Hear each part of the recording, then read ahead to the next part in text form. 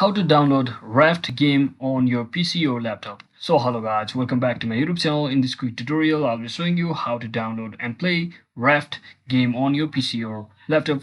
So first thing, just head over to your Steam application if you have one, or you can also search in for the online version of steam.com official website.